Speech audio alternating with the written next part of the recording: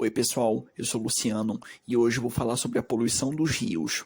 A poluição dos rios é uma degradação de qualidade da água causada pela introdução de elementos estranhos, por exemplo, lixo, produtos químicos, plásticos, derramamento de petróleo e etc.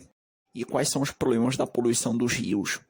Pode causar doenças, contaminação do ambiente, perda de biodiversidade e eutrofização. Geralmente esses problemas são causados por nós mesmos. E também nós estamos destruindo o nosso planeta, nós estamos poluindo nossas águas, os nossos oceanos, os nossos rios e muita coisa que a gente está fazendo com o nosso mundo. E também todos os peixes e os animais marinhos estão morrendo, tudo por causa de nós. Gente, vamos cuidar bem do nosso planeta. Não podemos jogar lixo nos oceanos e nem nos rios, e nem nos outros lugares que seja limpo. E isso já está acontecendo hoje. E não poluem as águas. Fim.